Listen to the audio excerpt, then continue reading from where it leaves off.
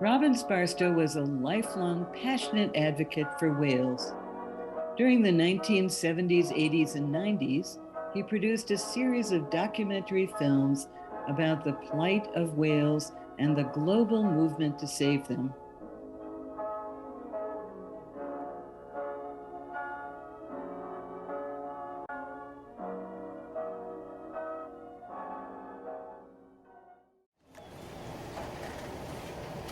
Principal Walther and to the members of the board of directors, to the students, and faculty and staff, and all distinguished invited guests, welcome and thank you so much for being here this afternoon for this brief ceremony and activity. For us, this is a memorial activity, but it's also a dedication activity. For our family, this memorial brings a sense of closure for someone that we lost, that we loved very, very dearly, but at the same time, it's also the opening, the beginning of something new, and the dedication of a small collection that we trust is going to grow into something that will make an impact and have a great influence. Dr. Robbins Barstow, my uncle, great uncle to these four, and brother-in-law to my mother, Dr. Eleanor Barstow, who's here today. He was someone who made a great, great impact and had a great influence on many lives. So you may wonder, well, why would you want to do something like this? You know, in life, anytime a door closes, anytime there is a death, either literally or figuratively, that means that there is also that opportunity for something new to begin. The end of one thing always brings the beginning of something else. And so for us, his life, when it came to an end, began the beginning of our being able to follow his example and enhance our sphere of influence and make an impact as well. My uncle had many passions in his life. 3 of those passions were children, books, and cetaceans. He loved children dearly. I grew up in the Republic of Haiti, so I grew up in the sticks, literally. And growing up there, I was surrounded by poverty and by scarcity and by living under the regime of Papa Doc and then his son. And there was nothing there. And I don't want to tell my age, but growing up there, there were no DVDs and there were no videos. And television, we were lucky just to have electricity. But my uncle, every month, sent me a book and a magazine. And those books and magazines opened my eyes to a whole world outside of the sticks that I was living in. A world of animals and what children were doing around the world and loving our planet and doing things for conservation and for environment and animals that were in danger of going extinct. My uncle, even though he was an executive for the Connecticut Education Association, and he worked with the legislature there in terms of policy and laws affecting teachers and education, and yet every month he had time to write me, a little girl in Haiti, a personal letter. And I wrote him back. You know, my uncle was someone who, in his love for children, he would always speak to children in a very special way. And we're going to demonstrate that right now. When he would speak to a child, he would bend down just like that. So children never had to crane their necks and twist their necks looking up at this tall adult. And he would never be towering over them. He would would be down just like that on one knee on their level, not just talking, but listening, truly listening. What an example for all of us, truly caring and listening and always putting ourselves on the level of another person that we're communicating with. My uncle, he loved books as well. And he had an extensive personal library of books. And Victor is going to come and talk to us a couple minutes about what he saw last year when he went to Uncle Robbins' house.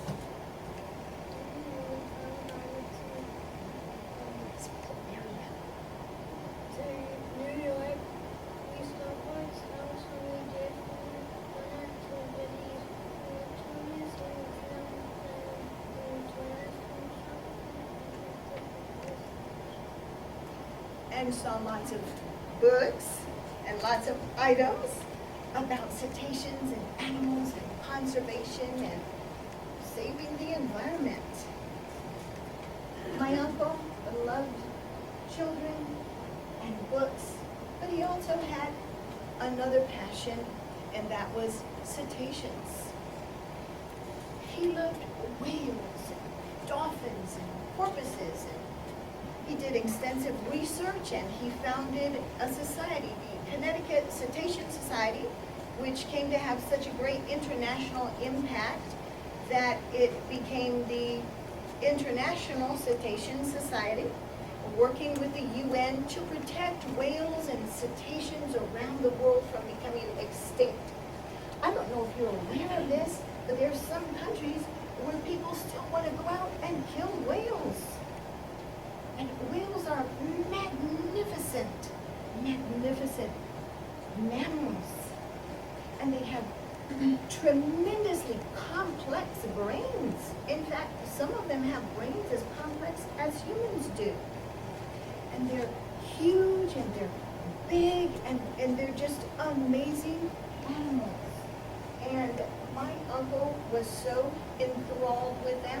He would go whale watching, and he would go and represent the interest of whales at the United Nations, and he would speak very passionately for the protection of whales and for a moratorium, an international moratorium on whaling, so that all of you would still be able to see whales and go out on boats and watch those whales and see how they express themselves and how they jump out of the water. And he wrote a book called Meet the Great Ones, an introduction to whales. And this book talks all about whales and gives information about whales. And my uncle did a lot for whales and a lot for cetaceans. And so that's one of the reasons why we want to honor him today. And our desire is that through this small collection of books and works that we're donating to the library here, and we want you to have these, that's going to continue to grow. And that in time, all over the valley, your collection of excellent works on cetaceans will be known, and people will be coming here to the St. Paul Academy to sit down and read and do research and find out all about whales and cetaceans. What we're including is some DVDs as well, which I believe that you will greatly enjoy watching, about whales, and books about whales and cetaceans for young readers and for older readers and for readers of all different ages. And so these are some of the things that we're giving to you. We have a few more things on the way, but UPS didn't make it to my door on time. I did check this afternoon. They still weren't there, but they're coming. These are amazing. On these you can hear whales singing. Whales make these unbelievable and incredible acoustic sounds, and they sing to each other, and they communicate with each other. And so these are some of the finest recordings done underwater, where you can actually hear the sounds that they make and how they communicate with each other.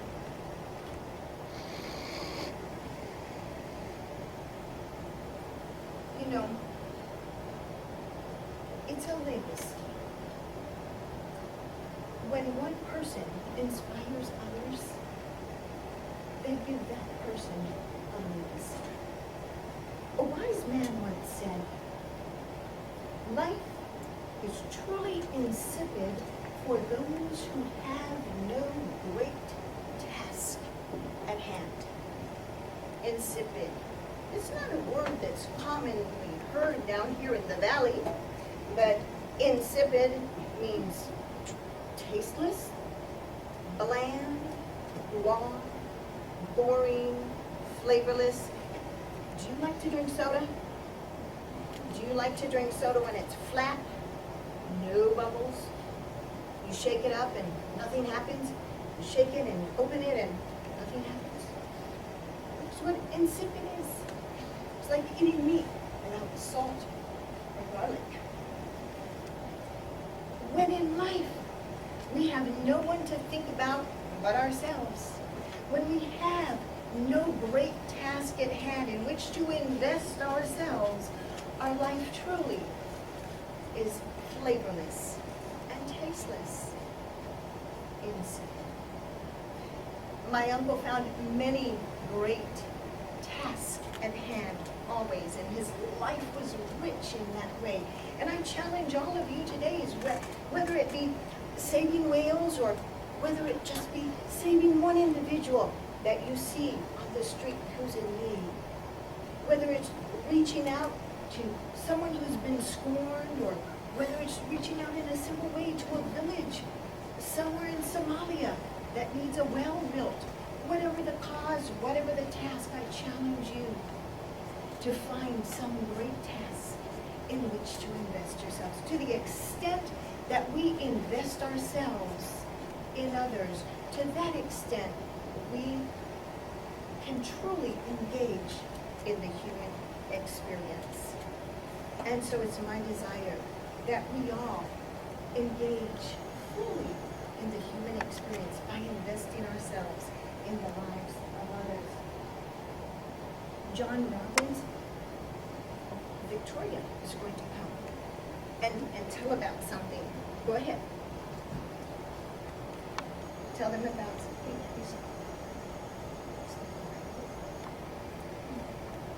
We went to the museum with my uncle, and he made a big whale, and you can go inside of it, and a lot it spreads out water from the pool. Yes. This whale is Connie, very famous whale at the Hartford Children's Museum.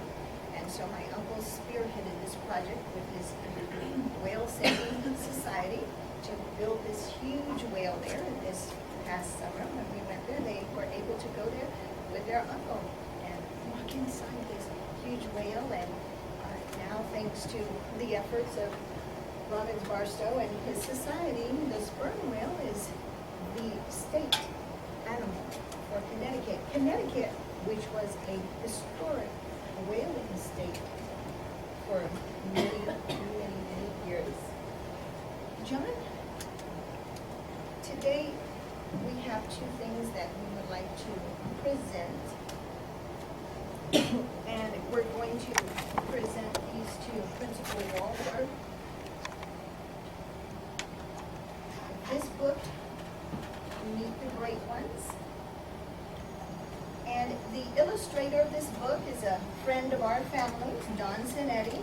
And so we are presenting to you a copy of my uncle's book, Meet the Great Ones, that has been autographed by the illustrator, Don Sinetti.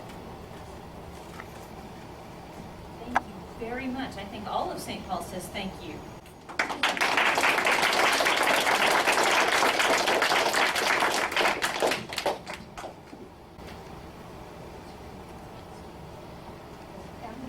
And we're also presenting this.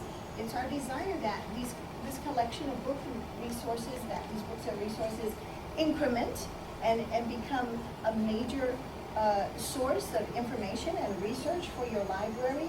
And we have this plaque that we're also presenting to you in memory of Dr. Robbins, Barstow, and Meet the Great Ones. It is our hope that with the dedication of this, that many, many future generations of children who come through this school will have the opportunity to meet the great ones and learn about whales and cetaceans. Thank you so much.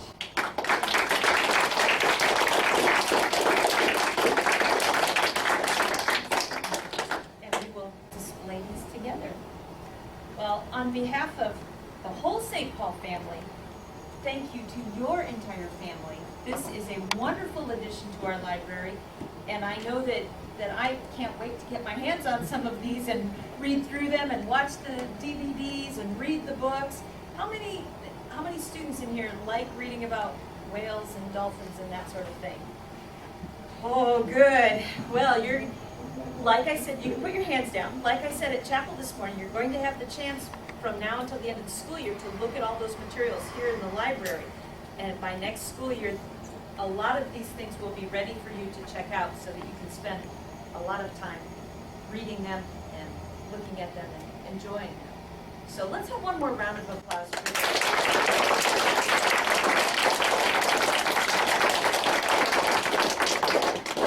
Well, thank you very much. And did you have anything else? No, but thank you for receiving this, and we certainly look forward to this becoming something that truly has an influence and an impact. And at this time, I would like to invite you you're welcome to come look at these materials. Daycare students, I know that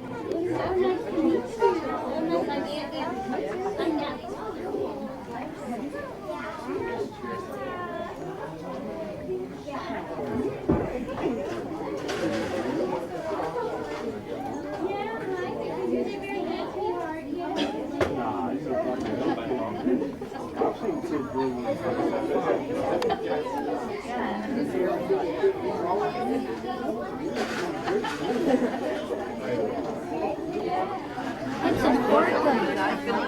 I taught here. Melon-headed whales? That kind of whales? Pilot whales? Beluga whale. I've been kissed by those. You have? Good. Narwhal? Have you ever?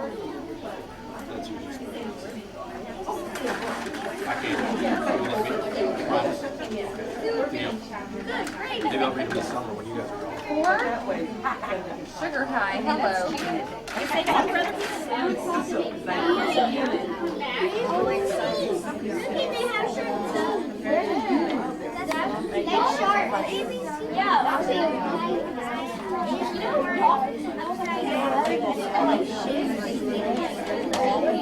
Kristen, how are you here?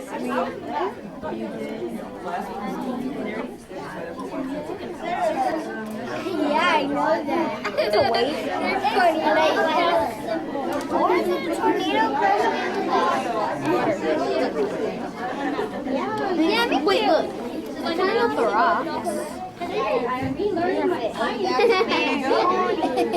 She's a floating ghost. I went ahead of you. And Travis fat. I don't know. Wow, this is awesome. I don't know how to pronounce it. A-I.